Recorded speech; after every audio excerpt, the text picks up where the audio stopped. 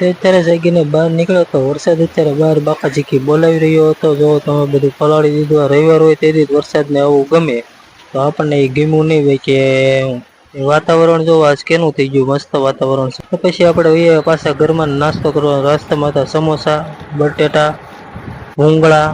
તો બટેટા આટલા જ વધ્યા તો ખૂટી જાય એ પેલા હાલો ગાયમ બટેટા ભૂંગળા ખાય. પછી આવી ગયો બહાર, તો બહાર જોયું તો વરસાદ પાછો રહી ગયો હતો. અને આ બે રમવાનો પ્લાન કરતા હતા, પણ બધું પલાળી દીધું વરસાદ, એટલે બે કંઈક બીજું વિચારે છે કે અમે શું કરવી એમ.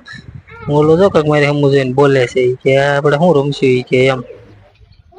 પછી હું નીકળી ગયો ગાડીમાં સીએનજી પુરાવા. પપ્પાને ગાડી જતી હતી તો એ કે મને પેલા એ કે તું ગેસ પુરાઈ દે.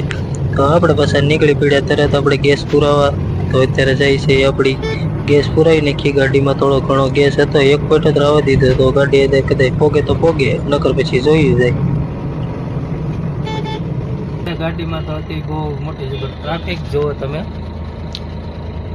1 2 3 4 ને 5 5 6 6 ગાડી. પછી આપણો વારો છે ફાઇનલી તમારા ભાઈનો. પછી ફાઇનલી આપણો વારો આવી ગયો ને ગાડીમાં ગેસ પુરાય છે.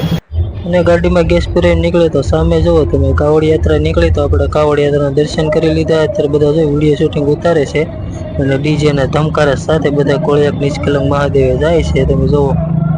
અને આપણે ત્યાંથી બીજા રસ્તે પહોંચી ગયા ઘરે ને ગાડી પાર્ક કરી દીધી ને અત્યારે હું પહોંચી ગયો છું ઘરે.